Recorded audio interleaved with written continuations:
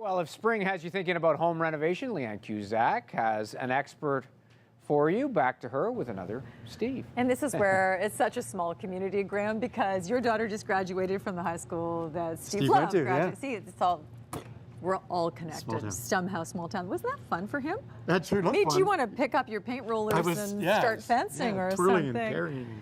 Oh, we're congratulating you because you've won a top award for a renovation. Now, for a lot of people, a renovation under $250,000, you can do a lot of beautiful things for $250,000. But you're going to share one of your a renovation that you're very proud of. Yes, it won a national award, so we're very proud of it, but it highlights some color and just some small things that you can do in your own home. Everybody knows that when you go to sell your house, you paint it because it makes a big difference. Well, why not paint it now and live in it and enjoy it? So we're going to show a little bit here. We're going to look at this renovation, which is quite stunning, as you would imagine. This is the before. Not so much before, yeah. So old Victorian home, it had a 1970s addition put onto the back. Good bones, good footprint, but really bad functionality because we've changed the way we live. So this is what you walked into. You see the dark wood, kind of neutral tones on the walls, not really inspiring. And the hallway is so narrow that they just use it to store. Ooh, the after. There's the wow. after. So we took out a couple of walls. We actually added a mudroom in the back, which was you know, how we live now.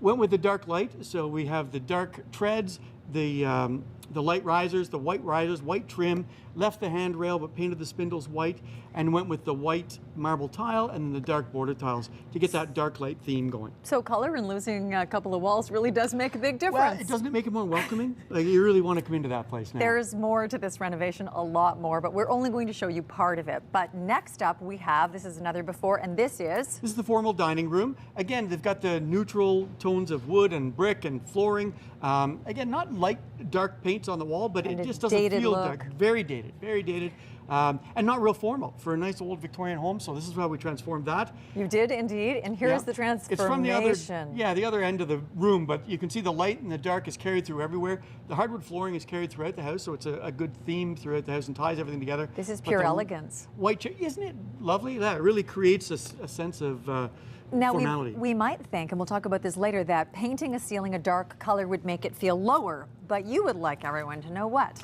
No, that it does not. It highlights the trim pieces. So because of the Victorian home, we wanted to bring that back. We put some Victorian trims around. We've got the medallion in the center at the light. It really makes them pop. And I think you can feel that the ceiling feels really high. It's like it's not there almost. It does. Next up, we have the kitchen. Whoa. Kitchen was in the addition, which was about 15 degrees difference in the wintertime than the rest of the house. So that wasn't great. So we had to re-insulate that and fix that with heating and ventilation. But you can see, again, you've got the natural tones, the natural woods, the dark tops, really lots of natural light, but it kind of feels dark and dingy. And here's the after. Yeah, we wow. pulled that into the house a little bit. You'll see in a sec. But we went with white on the top, so we didn't have the formal colors that we have in the dining room. A little less formal, a little more fun, but lighter with a dark grounding base. Beautiful. Now, I couldn't tell, is that sort of an aubergine or is that a black on the bottom of the island? It's almost a walnut color, really, a dark wood.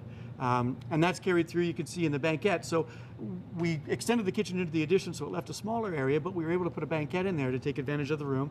But again, the white, the dark, the hardwood flooring that runs throughout the house, and we really opened that up. There's a living area just off to the right of the picture, and it really brightens it up, doesn't it? And it has a nice theme throughout the home. It so different really moods, much more playful and bright. And you love sharing a renovation like this because it's not a large home, but you completely transformed that home. We really did. And there's lots of little things that anybody can do in their home. The banquette's really neat. Again, the light and the dark theme throughout, the floorings, the dark ceiling, and paint can really make a difference. We've been chatting about renovations with you for a long time, and never have you brought supplies like this. I didn't know that you were the roll-up-your-sleeves painter type. We're going to talk about that when we come back, and we didn't say, we said it was a national award. What was the national award called? The Canadian Home Builders Association, it was a renovation of the year. So essentially, it's like landing a role on Game of Thrones for you. For me, it was. Pretty much. Yeah. That's I don't know if great. Steve would have felt that way, but.